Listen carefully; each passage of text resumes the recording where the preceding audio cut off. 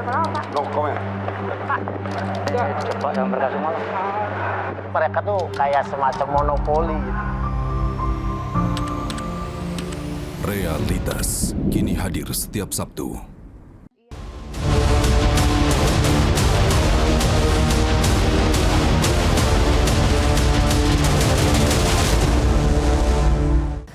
Minggu 7 Juni 2026 kembali menjadi hari yang panas bagi Iran.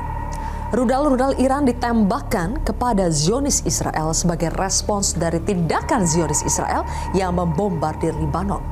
Saling serang antar kedua negara berlanjut hingga Senin dan menjadi operasi militer pertama mereka sejak gencatan senjata ditetapkan pada April lalu.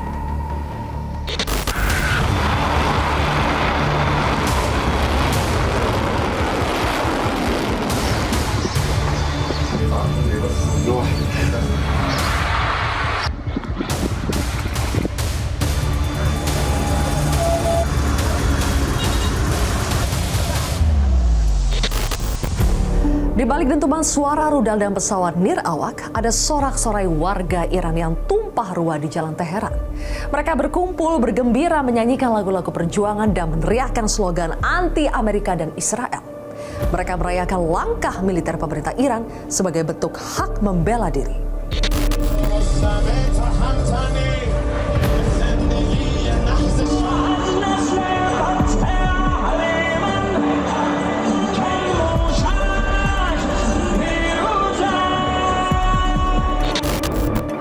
Pemerintah Iran melalui juru bicara Kementerian Luar Negeri Ismail Bagei menyatakan Amerika Serikat bertanggung jawab atas dimulainya kembali pertempuran Iran dengan Zionis Israel.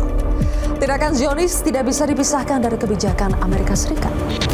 ببین در منطقه ما هیچ کس باور نمیکنه که عملی از رژیم صهیونیستی سر بزنه بدون هماهنگی و همکاری قبلی با رژیم صهیونیستی. یک. دو اینکه ما از نظر دور نداشته باشیم که وزارت خارجه آمریکا صراحتاً دلیل اصلی تحمیل این جنگ علیه ایران رو حمایت از رژیم صهیونیستی ذکر کرده. این موضع رسمی آمریکا بوده. سه اینکه همین الان هم علیرغم ادعای مقامات آمریکایی ما اطلاع داریم که سنتکام هم در زمینه پدافند و هم در زمینه آفند با رژیم صهیونیستی کاملا هماهنگ و همکار هست.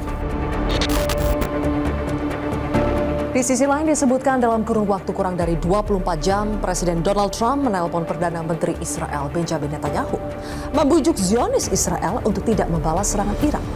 Dalam panggilan teleponnya yang kedua, Trump akhirnya berhasil membuat Netanyahu setuju untuk menghentikan serangan. We had a very good conversation and he was hit and he hit back and I can't blame him for that, but he was hit, he hit back and now they've called it quits, so they're gonna just leave each other alone for another week or something. Now they both agreed through me to stop.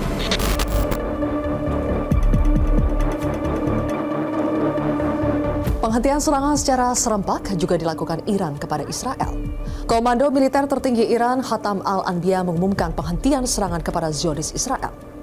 Menurut IRGC, Iran telah memberikan balasan yang menyakitkan kepada Israel. Meskipun demikian, Iran tetap siap untuk melanjutkan perang jika Israel masih melakukan serangan, termasuk serangan di Lebanon Selatan. اهدافی را در سرزمین‌های اشغالی مورد هجوم قرار می‌دهیم. ارتش صهیونیستی باید حملات خود به جنوب لبنان و ضاحیه را متوقف نماید و در صورت گسترش حملات خود به آن منطقه و یا پاسخ به اقدام ایران با ضربات کوبنده‌تر و پشیمان کننده روبرو و حملات ویرانگری علیه رژیم و حامیان آن آغاز خواهد شد و من نصر الا من عند الله العزیز الحکیم. Hubungan kompleks antara Amerika Serikat dan Israel disinyalir mulai mengalami keretakan. Dalam sebuah wawancara, Trump secara terbuka menegaskan dominasi Amerika Serikat atas Israel. Sebuah laporan anonim bahkan menyebut Trump memaki Perdana Menteri Netanyahu dengan kata-kata kasar. אזרחי ישראל היקרים, לפני שנה יצאנו למתקפת מנע היסטורית נגד הכוונה של איראן להשמיד אותנו בפצצות אטום.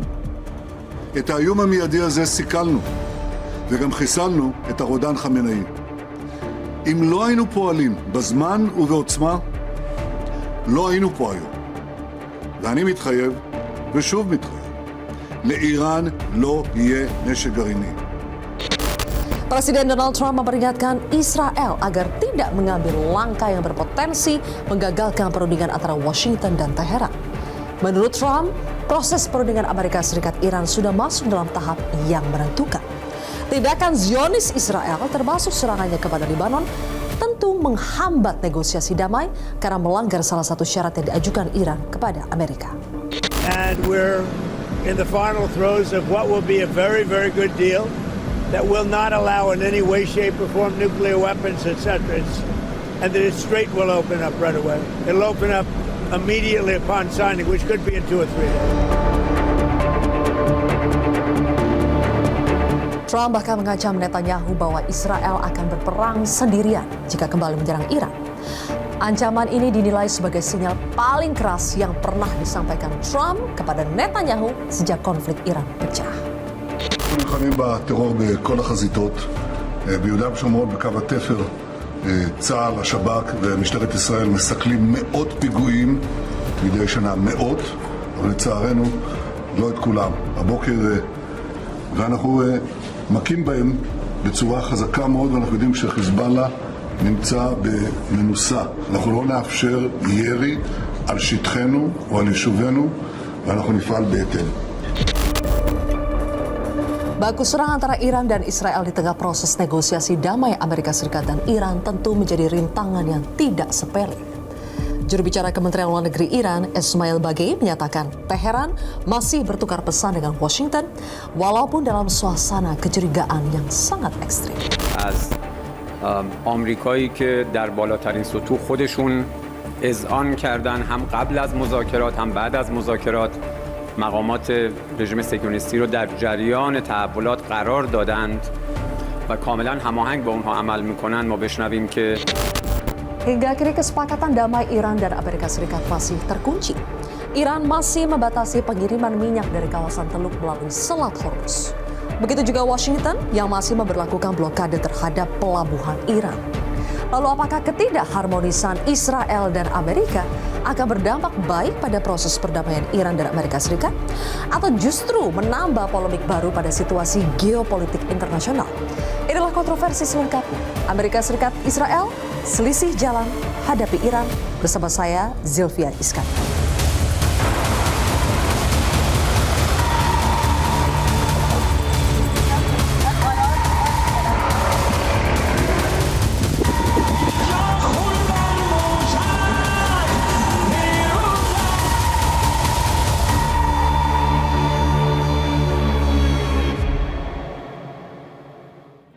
Pemirsa, telah hadir 3 narasumber di studio Metro TV. Di sebelah kanan saya adalah pakar strategi PPAU, alumni USS Air War College, sekaligus mantan pilot pesawat tempur F-5 dan F-16. Ada Marsma TNI Purnawirawan Agung Sasongko Jati atau Pak Syarki. Selamat malam. Selamat malam. Kemudian juga ada Direktur Hubungan Eksternal dari ISI, Aisyah R. Kusuma Somantri. Selamat malam, Mbak Aisyah. Selamat malam, Mbak Aisyah. Dan juga ada Faisal Asegaf, pakar Timur Tengah. Selamat malam, Mas Faisal. Sebelum kita membahas lebih jauh soal perselisihan antara Amerika Serikat dengan Zionis Israel, saya mulai dulu dari peristiwa terkini di mana konflik antara Amerika Serikat dengan Iran kembali memanas dan per hari ini Selat Hormuz kembali ditutup. Apa yang sebetulnya menyebabkan eskalasi ini kembali terjadi? Yang pertama kita tahu kan salah satu tuntutan Iran gencatan senjata itu adalah termasuk di Lebanon. Kenapa ini Iran menekankan hal itu? Karena Hizbullah itu adalah milisi pertama yang didukung oleh Iran. Yang dibantu pembentukannya oleh Iran pada 1982 setelah terjadi invasi Israel ke Lebanon pada 1982 yang sampai ke ibu kota Beirut. Nah, kemudian juga Hizbullah ini adalah milisi terkuat, milisi Syiah terkuat karena sama-sama Syiah dan Hizbullah ini adalah salah satu milisi terkuat yang dibantu oleh Iran. Kemudian juga kenapa Lebanon ini penting? Karena di wilayah Lebanon Selatan itu basis Syiah dan bukan juga basis Hizbullah yang langsung berbatasan dengan Israel. Jadi buat Iran penting untuk menjaga kesolidan terus kekuatan dari Hizbullah. Karena sebelumnya kan ada sedikit guncangan setelah jatuhnya rezim Assad yang masuk dalam pro-Iran atau anti-Zionis juga. Karena pengiriman persenjataan Iran untuk Hizbullah itu terhambat. Karena wilayah Suriah itu berbatasan dengan Lebanon, Beirut, Damaskus itu sekitar 2 jam perjalanan bermobilnya. Jadi memang kenapa Iran akhirnya menjadikan gencatan senjata di Lebanon sebagai syarat untuk kembali berunding dengan Amerika Serikat, karena di situ ya itu tadi ada Hizbullah yang mereka dukung dan merupakan proksi yang sangat penting untuk menghadapi Israel. Sebelumnya kan kita mendengar kabar bahwa Amerika Serikat yang meminta Israel untuk menghentikan serangan terhadap Lebanon maupun kepada Iran. Tapi kenapa per hari ini malahan Amerika Serikat ikut menyerang Iran? Ya karena itu kan disebabkan oleh ketika Iran menyerang Israel itu kan dibalas oleh Israel, kemudian juga Iran menjatuhkan Apache kalau tidak salah hari Senin itu drone pesawat nirawak Said 136 menjatuhkan satu helikopter Apache AH-64. Nah itu kemudian dibalas oleh Amerika Serikat. Kemudian juga Amerika membalas, kemudian juga dibalas oleh Iran dengan serangan ke pangkalan-pangkalan militer termasuk di Jordania, Kuwait dengan Bahrain. Jadi maaf. Jadi memang sulit untuk membayangkan kalau misalkan, tapi memang jelas begini, ada berita yang menyebutkan bahwa Trump marah dengan Netanyahu dan itu sebenarnya juga sudah dibantah oleh Trump. Trump bilang dia tidak memaki Netanyahu, tapi dia cuma bilang begini, Israel boleh menyerang apa yang semestinya mereka lakukan terhadap Lebanon, artinya terhadap Hizbullah, tapi Trump berharap bahwa serangan itu segera dihentikan. Karena ini juga berkaitan dengan tuntutan Iran agar ada gencatan senjata di Lebanon. Oke. Pak Syarki, sekarang kita mungkin sedang memasuki eskalasi atau konflik antara Amerika Serikat versus Iran itu 2.0. Dalam situasi per Juni ini sebetulnya bagaimana posisi kekuatan antara Amerika Serikat Zionis Israel versus Iran?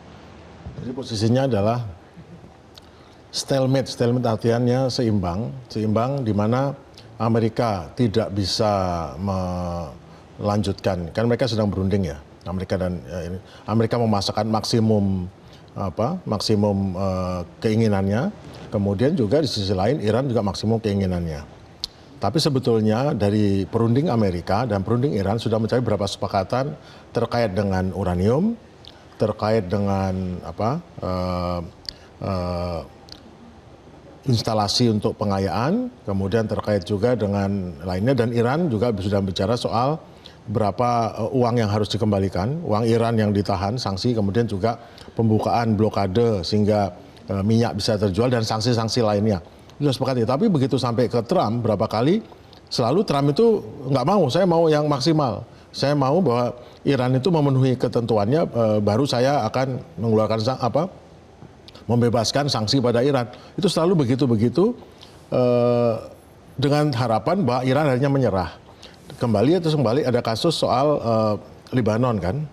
Nah, Lebanon pada saat Israel menyerang Beirut yang sudah melewati red line-nya Iran, Trump sangat tidak berkenan. Kenapa? Karena itu mengganggu flow tawar-menawar dia dengan Iran. Nah, sehingga akhirnya Iran mendapat kesempatan, karena tawar-menawar itu kan 2 hal. Satu, tawar-menawar dengan militer, tawar-menawar dengan informasional, dan tawar-menawar diplomasi. Diplomasi jalan terus, saling berunding. Informasional dengan berita media, dan juga militer serangan. Nah begitu Israel melaksanakan serangan ke Beirut, dan Iran membalas, berita dunia itu isinya ada Israel dan Iran. Nah Amerika menjadi tersingkir, padahal itu tidak kendali Trump. Trump maunya dia berada di halaman depan dari setiap berita, karena itu berkaitan juga dengan nanti bahwa keberhasilan perundingannya adalah Trump. Dia tidak mau diganggu oleh Israel. Nah Israel juga mengganggu keberhasilan ini, akhirnya flow-nya aja terganggu, dan akhirnya sampai karena keterlambatan dari perundingan ini sampai ada suatu friksi, karena memang Trump terus menekan dengan freedom operation, operasi yang untuk memasukkan atau mengeluarkan kapal-kapal keluar dari ini. Padahal sebetulnya kapal-kapal itu sudah koordinasi Iran keluar disambut. Tapi mereka mencoba untuk mengeluarkan beberapa kapal tanpa koordinasi dengan Iran, dikawal dengan helikopter. Helikopter Angkatan Darat Amerika yang berada di Uni Emirat yang mengawal. selama beberapa hari nggak masalah. Tapi kan setelah dipelajari oleh Iran, pada akhirnya helikopter itu tertembak dengan apa? Dengan rudal drone yang ditembakkan tanpa memancarkan sinyal radar dari pantai Iran, ditembakkan rudalnya ini dengan sensor inframerah mencari sendiri, ketemulah dengan helikopter, ketembak, jatuh. Jatuhnya karena memang ledakan cuma 20 kg jadi tidak fatal, jatuh. Nah, yang terjadi lagi apa? Akhirnya panggungnya diambil lagi, dan juga yang terjadi balasan daripada Iran kepada Israel mengakibatkan tingkat permasalahan. Kenapa? Karena Amerika kali ini untuk tidak membantu Israel dalam menyerang ke Iran tidak dibantu, saat diserang oleh Iran tidak dibantu. Dalam serangan yang melibatkan hampir 25 rudal itu, Iran mengerahkan 50 rudal penangkisnya. Setelah saya itu Iran, wah, Israel menjadi panik nih karena tidak dibantu Amerika. Akhirnya Amerika mengambil alih lagi, akhirnya yang tadinya jatuhnya helikopter dianggap biasa oleh Trump, diangkat menjadi tidak biasa, dan akhirnya dialihkan menjadi Trump kembali mengambil alih, sehingga Amerika berada di panggung lagi, Israel mundur. Jadi seperti itulah. Tidak mau tenggelam dalam pemberitaan ya. Jadi itulah yang terjadi. Baik, oke. Mbak Aisyah, Anda melihat bahwa sekarang sedang memasuki eskalasi sementara saja sambil buying time ya, tarik ulur negosiasi, atau kita sedang memasuki eskalasi tahap baru? Saya kira ini tergantung dengan apa yang dilakukan oleh semua orang. Karena kita lihat di sini sebenarnya selain apa yang disebutkan oleh Mas Faisal, Pak Agung, saya kira sebenarnya ini sangat tergantung dengan politik domestik di Amerika Serikat sendiri. Jadi Donald Trump saat ini sedang terjepit sebenarnya karena dia menghadapi tekanan pertama dari hawkish Amerika yang memang mendukung peperangan ini untuk terus berlanjut. Yang kedua dari lobby Zionis atau perusahaan-perusahaan pro-Zionis yang mendukung sponsor kampanye Republikan, khususnya karena Republikan sebentar lagi akan menghadapi midterm election. Lalu kemudian dia juga ditekan juga nih oleh masyarakat dalam negerinya untuk bisa menghentikan perang. Apalagi kemarin kita tahu War Power Resolutions itu sudah ditandatangan, dan sebenarnya ini up to Trump. Apakah nanti dia akan menandatangan atau memveto hal tersebut? Ya, jadi sebenarnya sekarang bolanya ada di Amerika Serikat. Nah, pertanyaannya adalah kepentingan siapa yang akan didahulukan? Apakah kepentingan partai untuk mendapatkan dana ya untuk maju ke dalam midterm elections, ataukah kemudian nanti ini adalah kepentingan Amerika Serikat, yaitu mundur dari perang dan menormalisasi semuanya. Masalahnya Donald Trump membutuhkan sebenarnya kemenangan simbolis itu, dan dia pilih satu kemenangan simbolis yang kira-kira bisa dicapai, yaitu adalah nuklir. Jadi sebenarnya untuk Amerika Serikat pertanyaannya adalah apakah ya Donald Trump bisa break free dari tuntutan-tuntutan semua orang yang ingin sebenarnya perangnya berlanjut. Lalu kemudian kita lihat dari Iran, apakah Iran bisa mengontrol diri? Ya, karena saya kira di sini Iran ini menggunakan maximalist approach, betul kata Pak Agung. Tetapi kita lihat sebenarnya Iran mengetahui betul kondisi dalam negeri di Amerika Serikat. Dia merasa bahwa setelah War Power Act Resolution ini ditandatangan, maka kemudian Iran ini memiliki keunggulan karena dia tahu bahwa Amerika Serikat tidak akan punya resources untuk bisa melanjutkan perang ini dalam jangka waktu panjang. Karena meskipun misalnya Donald Trump akan terus melakukan eskalasi di masa depan dan terus terpancing dengan kemudian eskalasi ini, pertama, kita lihat bahwa politiknya sudah sangat tidak populer di Amerika Serikat. Hanya 29 orang kira-kira yang meng-approve ya tindakan Donald Trump di sana. Lalu yang kedua, kita lihat juga sebenarnya akan ada potensi war of the purse. Kalau bahasa kerennya kita bilang perang dompet ya, bahwa Kongres nanti tidak akan menyetujui hal tersebut. Dan Iran menekankan bahwa perjanjian yang satu paket itu antara Lebanon dan Iran itu harus kemudian segera dipenuhi. Nah, faktor lain sebenarnya di sini ada di tentu saja negara-negara Teluk harus menahan diri, karena memang Arab Saudi ini sejak awal sudah mengatakan bahwa semuanya harus menahan diri. Meskipun sebenarnya kemarin kita tahu ada retaliasi sebenarnya diam-diam dari Arab Saudi dan Uni Arab Emirat, tetapi sebenarnya mereka menolak untuk bergabung sebagai belajaran. Nah, terakhir kita lihat Israel. Ini adalah spoiling faktor terbesar. Apakah Israel ini dapat menekan kemudian kepentingannya atau tidak? Permasalahannya kita lihat sebenarnya kan dia tetap mau nih melakukan apa yang diinginkan oleh Israel, menekan kemudian Amerika Serikat melalui lobby-lobbynya gitu. Sementara Donald Trump sepertinya gagal untuk menekan Israel kembali gitu. Nah, sekarang tidak terpikirkan oleh Amerika Serikat untuk meninggalkan kawasan Timur Tengah tanpa melindungi Israel. Akhirnya yang dilakukan adalah menekan negara-negara GCC untuk menandatangani Abraham Accord. Jadi bagaimana sebetulnya persisnya hubungan antara Amerika Serikat dengan Zionis Israel saat ini? Benarkah telah muncul keretakan atau sebetulnya itu hanya di panggung depan? Kita akan bahas lebih jauh pemirsa, usai jeda tetaplah di Kontroversi.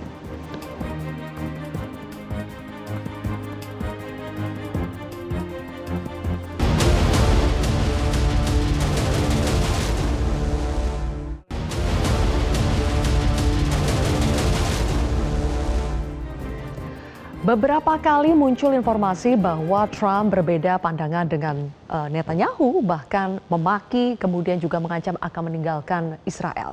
Tapi apakah itu yang sebetulnya terjadi memang seperti itu atau ini hanya friksi kecil saja, Mas Faisal, dan tidak akan mengganggu hubungan mereka? Saya kira kalau kita lihat rekam jejak Trump ya, rekam jejak Trump sih sulit untuk percaya kata-kata Trump. Terus yang kedua, rekam jejak Trump itu adalah presiden Amerika Serikat paling berjasa kedua buat Israel setelah Harry Truman. Harry Truman kan hanya butuh 11 menit untuk mengakui Israel setelah dideklarasikan oleh David Ben-Gurion 14 Mei 1948. Apa jasa yang sudah dilakukan Trump untuk Israel? Itu jasa yang paling fenomenal adalah ketika pada 6 Desember 2017 Trump memberikan pengakuan terhadap Yerusalem baik barat maupun timur sebagai ibu kota Israel. Artinya itu sesuai dengan undang-undang yang sudah disahkan oleh Knesset Parlemen Israel pada 1980, yaitu Jerusalem Basic Law, hukum dasar Yerusalem, bahwa undang-undang yang sudah disahkan oleh Israel itu menunjukkan bahwa menyatakan bahwa ibu kota abadi Israel adalah Yerusalem, barat maupun timur, dan tidak bisa dibagi dua dengan Palestina. Makanya dengan pernyataan Trump kemudian diikuti oleh langkah memindahkan kedutaan besar Amerika dari ibu kota Tel Aviv ke Yerusalem, itu tentu saja sangat menguntungkan Israel dan tentu merugikan Palestina.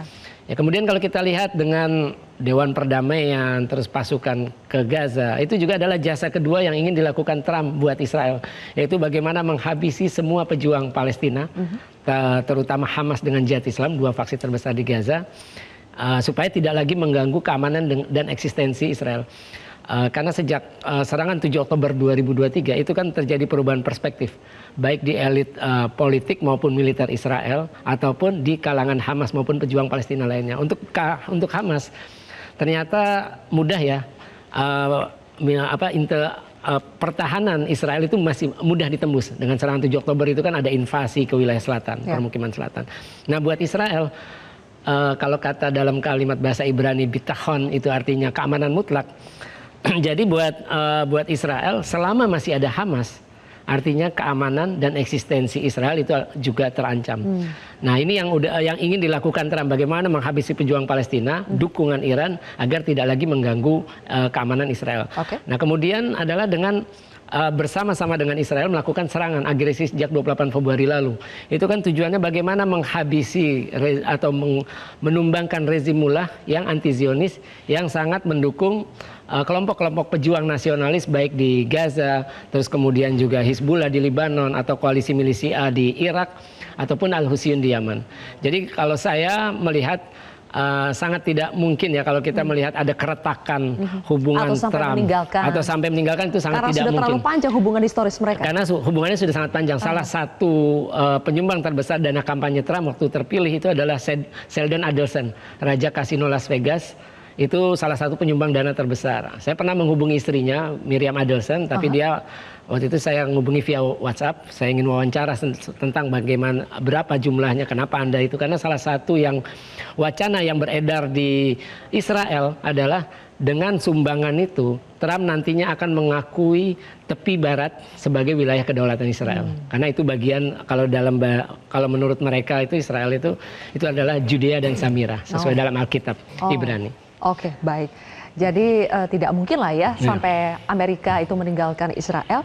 Kalau Mbak Aisyah melihatnya, apakah perbedaan yang beberapa kali kita dengar ini bersifat taktis atau sudah menyentuh perbedaan tujuan strategis antara Trump dengan Netanyahu? Kalau dari segi tujuan strategi, sebenarnya dua-duanya memiliki tujuan yang kurang lebih sama. Di awal sebenarnya ya Amerika Serikat jelas ingin mendukung Israel, karena betul ya dari segi politik Amerika Serikat itu tidak lepas dari lobi-lobi Zionis, khususnya dari bagaimana kemudian AIPAC ini memegang peranan sangat besar di dalam politik Amerika Serikat gitu.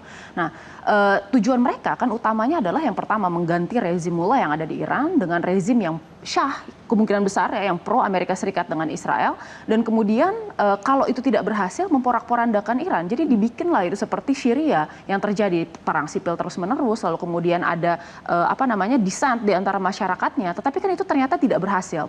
Jadi di saat seperti ini saya kira sebenarnya ini mulai nih terjadi adanya perpecahan. Amerika Serikat saya kira di sini ingin menyelamatkan sebenarnya apa yang bisa diselamatkan. Yang pertama, dia melihat bahwa ada kepentingan yang kemudian kemudian harus dipertahankan di sini, yaitu adalah konstituen politik Amerika Serikat. Karena Donald Trump dalam janji politiknya pada dasarnya dia mengatakan ada 3 hal yang ingin dia penuhi. Yang pertama adalah pengusiran imigran yang ilegal, ya. Yang kedua itu adalah menurunkan harga-harga barang di Amerika Serikat. Yang ketiga ini adalah menghentikan seluruh perang di luar negeri. Permasalahannya 2 dari 3 janji politik ini sudah dilanggar, dan kita tahu bahwa rating politik Trump saat ini itu sangat rendah gitu ya dibandingkan dengan presiden-presiden Amerika Serikat lainnya gitu. Nah, oleh karena itu sebenarnya Trump harus memilih bagaimana caranya membuat win-win solution yang bisa menyenangkan semua hal, dan saya rasa itu merupakan sesuatu yang sebenarnya cukup mustahil gitu ya dalam kondisi seperti ini.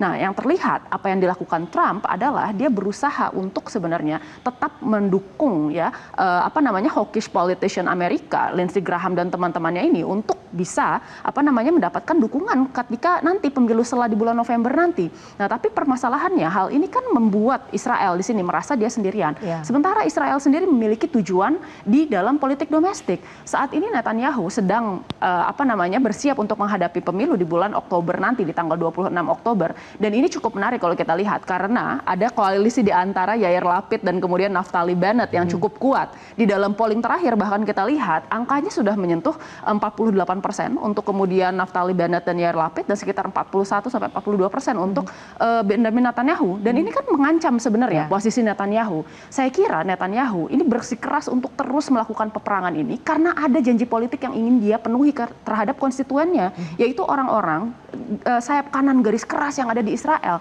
Dan ini kan cukup menarik bagaimana kedua belah pihak nih, baik Amerika Serikat dan Israel, sebenarnya itu tarik-menarik di antara politik domestik dan kemudian tujuan strategis mereka. Jadi saya kira sebenarnya di awal tujuannya sama, tetapi sekarang saya kira dua-duanya ini berusaha untuk menyelamatkan diri sendiri di dalam di dalam politik internasional dan politik domestik. Oke, baik. Jadi Pak Syarki, kalau kita lihat Israel itu sekarang punya kepentingan politik domestik, begitu juga dengan Amerika, tapi Israel lebih membutuhkan perang ini dibandingkan Amerika. Apakah Israel bisa tetap maju untuk melanjutkan perangnya tanpa bantuan dari Amerika?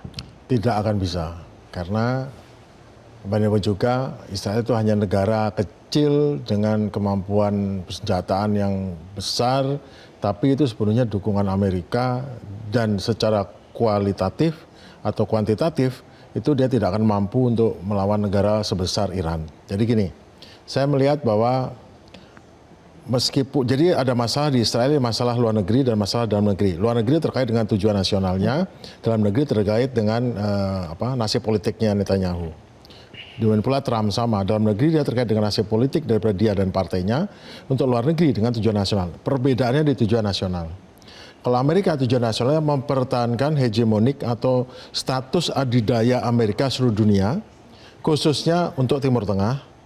Untuk Israel, dia mempertahankan status sebagai serifnya Amerika, sebagai sub adidaya, yaitu regional, lokal regional, dan menghancurkan pesaingnya. Kalau Amerika menghancurkan resistensinya. Karena kita tahu setelah selesainya Perang Dingin, di mana Uni Soviet bubar, tetapi Timur Tengah masih terbagi pada pihak yang waktu itu blok sosialis, itu jelas anti Amerika semua, Partai Baath, Suriah, Irak, dan semuanya, dan ditambah dengan Iran, ya. Kemudian dengan kerajaan-kerajaan yang sebetulnya mendukung Amerika ataupun di bawah Amerika. Jadi, nah gimana caranya sesuai dengan memang kaum neokon itu udah ada 7 negara yang harus ditaklukkan, dan terakhir Iran ya. Mungkin Turki juga belakangan. Kan agar apa? Agar tidak terjadi resistensi atau perlawanan. Nah sekarang Amerika untuk dalam rangka menaklukkan Iran, strateginya dia jelas tidak bisa menggunakan cara opsi militer. Dia harus kombinasi militer dan sipil. Yang penting membuat Iran itu menjadi lebih lemah, tidak sekuat itu, dan merubah cara pikirnya untuk di dunia sehingga tidak menjadi ancaman bagi hegemoni, resistensi hegemoni. Israel menjadikan Iran itu sebagai ancaman langsung, ancaman yang eksistensial, sehingga harus dihancurkan struktur masyarakatnya, struktur pemerintahannya, kalau perlu dilemahkan seperti halnya Suriah, Libya, Iran, dan sebagainya. Nah pada saat ini Amerika lebih membutuhkan perdamaian dengan Iran yang menghasilkan konsesi Iran. Israel merasa kalau ada konsesi terganggu. Kenapa? Karena sebetulnya masalahnya bukan soal nuklir Iran, masalahnya bukan soal kekuatan militer Iran, masalahnya adalah balas sampai Iran berhasil mendapatkan uang milik Iran sendiri yang diberi sanksi dan mendapat kebebasan masuk pasar internasional dan mendapat kebebasan untuk menjual minyak, maka tidak ada chance bagi Israel untuk bersaing dengan Iran di masa depan sebagai penguasa ataupun sebagai major power di Timur Tengah. Jadi ini menyangkut eksistensial Israel sebagai keinginan menjadi Israel Raya yang besar, itu akan menjadi kalah dengan Iran dan pasti kalah kalau sampai Iran menjadi hidupnya normal atau setengah normal saja tetap kalah itu ya. Baik, Israel. Untuk lebih jelasnya bagaimana pemetaan konflik saat ini antara Amerika Serikat, Zionis Israel dengan Iran, nanti akan ada pemaparan lebih lanjut yang akan dilakukan oleh Pak Syarki, tapi kita akan jeda terlebih dahulu pemirsa, tetaplah di Kontroversi.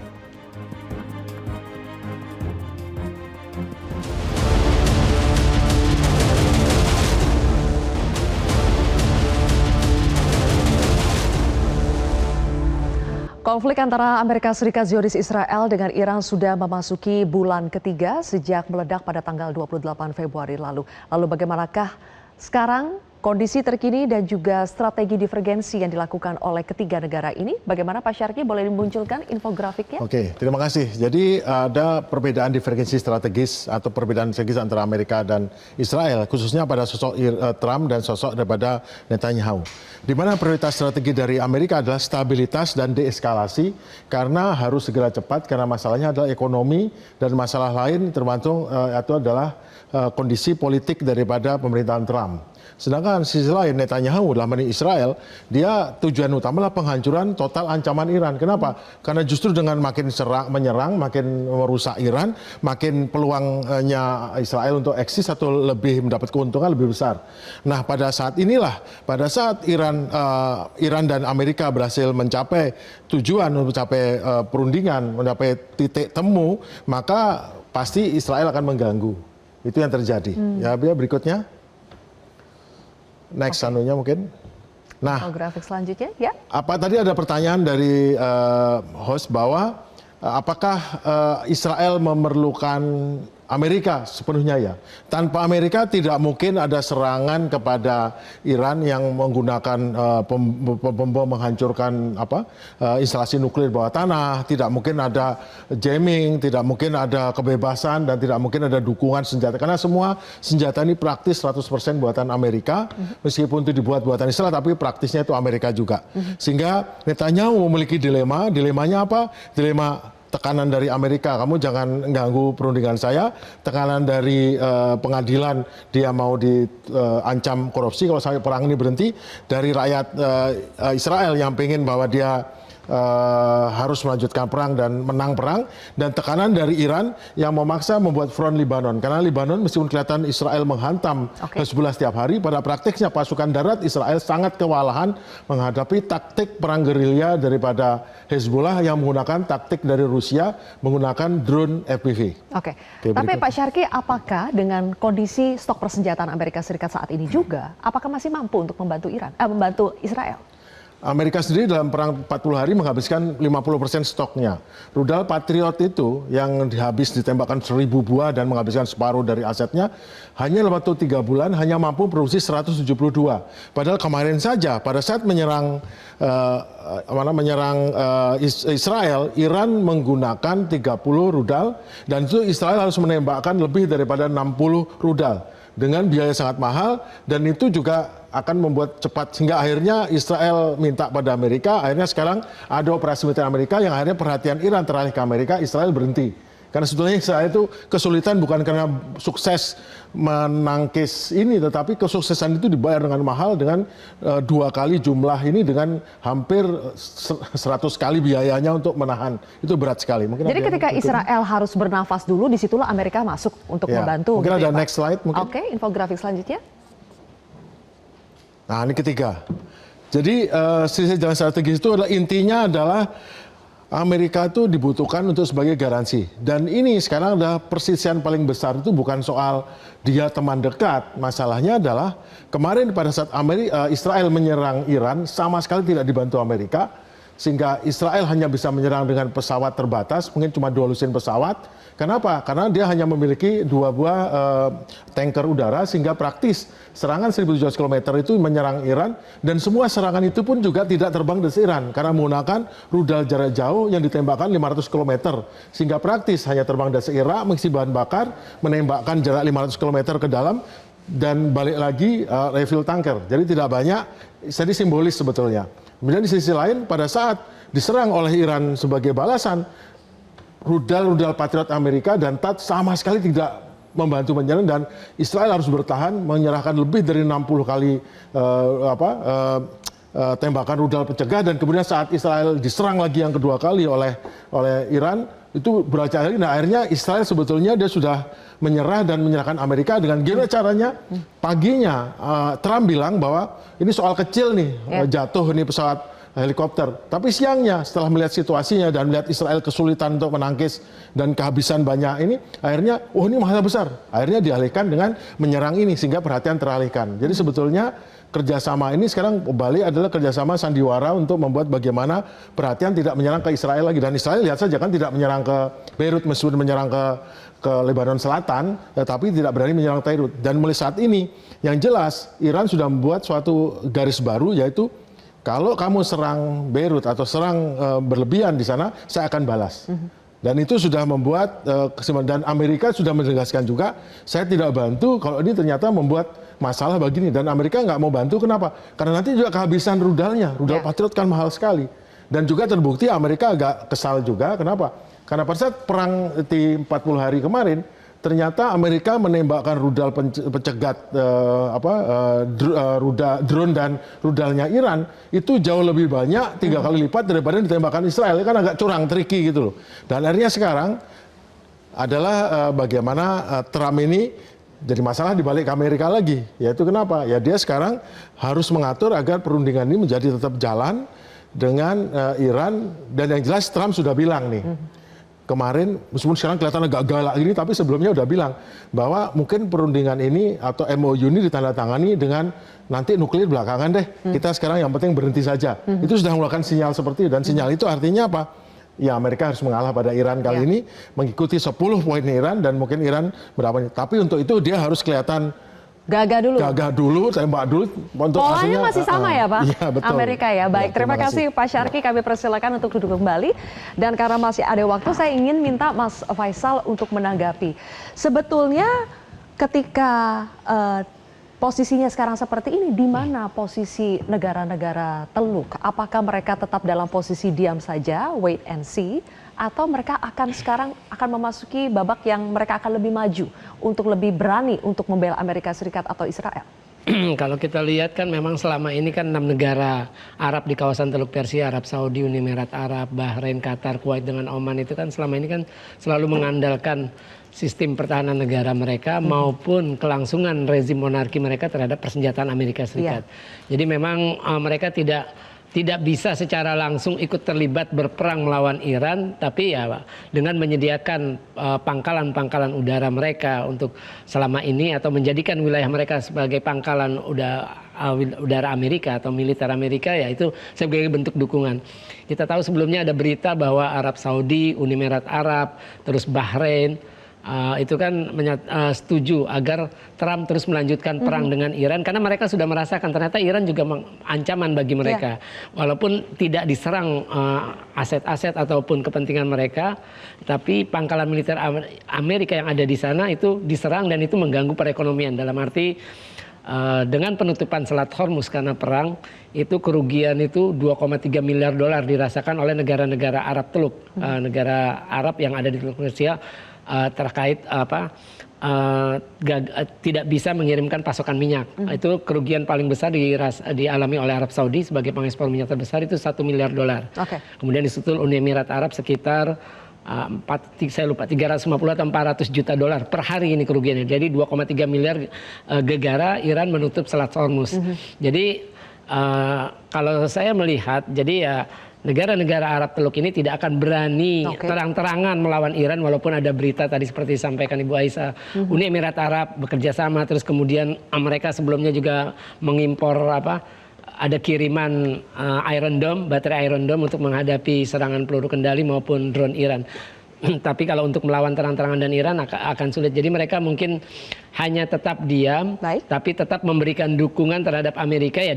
Salah satu caranya dengan diam, bukan artinya mengecam atau bagaimanapun. Baik, dan sebaliknya apakah Iran akan terus memanfaatkan Selat Hormuz sebagai strategi atau Iran akan melebarkan, akan seperti yang sudah pernah disampaikan bahwa mereka tidak akan segan untuk menyerang pangkalan udara atau fasilitas yang dimiliki Amerika Serikat maupun Israel yang berada di negara-negara Teluk. Nanti kita akan bahas lebih jauh pemirsa, usai jeda.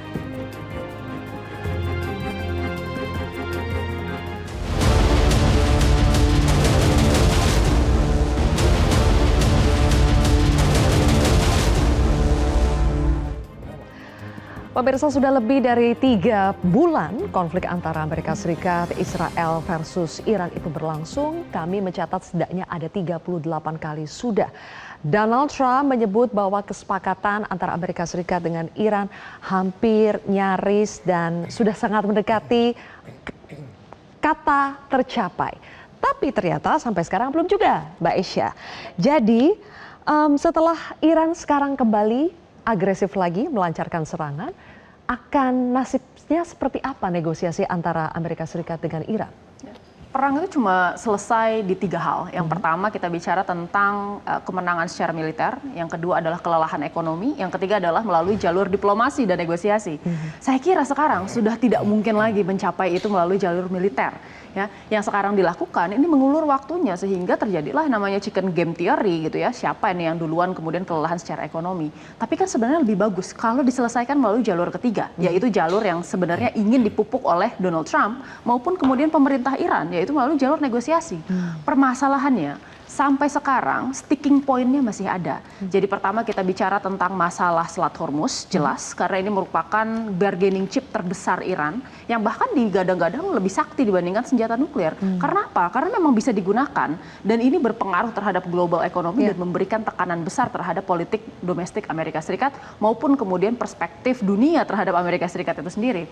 Lalu yang kedua, ini permasalahan perang di Timur Tengah. Ini mencakup seluruh front, termasuk diantaranya adalah front Lebanon. Ya, yang sekarang kita tahu bahwa tadi seperti kata Pak Faisal bahwa ini sebenarnya merupakan salah satu aliansi terdekat Iran, proksi terdekat Iran yang harus dilindungi dan Amerika Serikat dan Israel merasa bahwa ini merupakan sesuatu yang sulit untuk diwujudkan. Apalagi Israel yang sebenarnya ingin memundurkan buffer zone-nya ke wilayah Sungai Litani. Lalu yang ketiga permasalahan nuklir. Nah, cerdasnya Iran ini akan berusaha untuk memundurkan perang ini ya sehingga kemudian Amerika Serikat kelelahan secara ekonomi, bargaining position Iran semakin besar, dan Iran berusaha melakukan strategi decoupling sehingga permasalahan nuklir ini bisa dibicarakan nanti.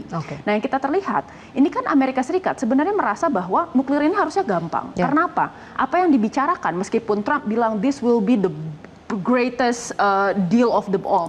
Tapi permasalahannya kalau dilihat poin per poin, apa yang dibicarakan sekarang dan diminta oleh Amerika Serikat itu sempat dibicarakan pada JCPOA di tahun 2015. Jadi Trump hanya mengulang kembali upaya yang sebenarnya sudah pernah dicapai ketika masa perang masa Presiden Obama. Ini kan menarik gitu. Nah sekarang ketika Amerika Serikat membutuhkan secara desperate kemenangan simbolik tersebut, Iran ini berusaha untuk kemudian menekankan maximalist approach. Yang kita menarik kan ini melihat ya bagaimana kemudian pada akhirnya deal ini bisa tercapai dengan kemudian 3 sticking point dan Iran yang terus-menerus menekan untuk decoupling. Dan kita lihat romannya sepertinya Amerika Serikat akan fold untuk menuruti keinginan Iran.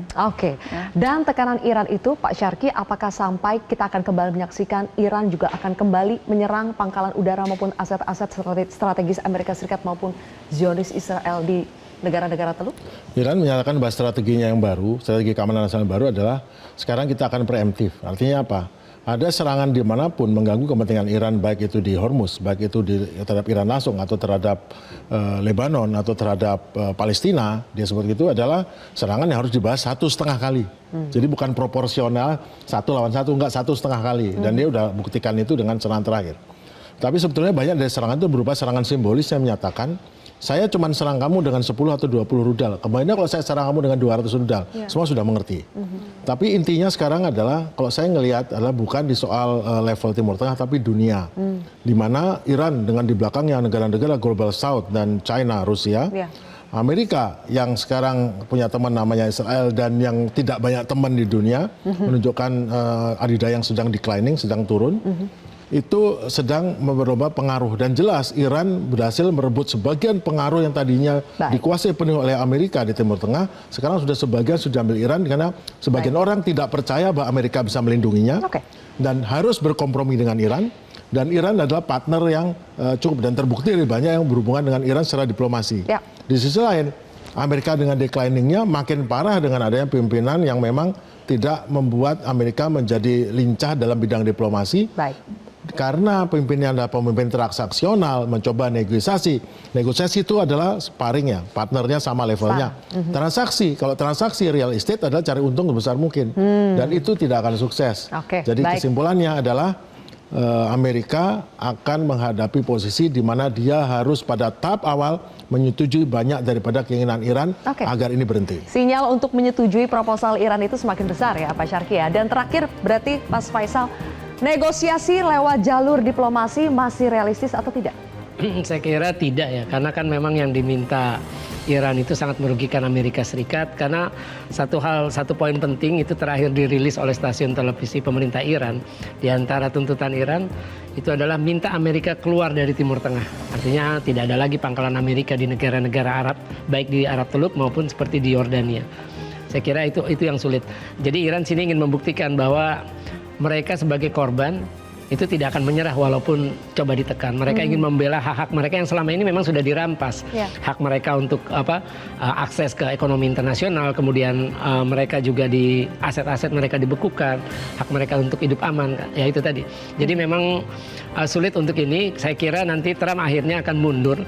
Trump akan mundur dari perang ini sendiri, dan kalaupun Israel ingin melanjutkan perang, ya Israel tentu akan seperti perang tahun lalu. Israel akan membutuhkan Amerika sebagai penutup perang untuk akhir dengan Iran. Mas Faisal, terima kasih Pak Syarki dan juga Mbak Aisyah.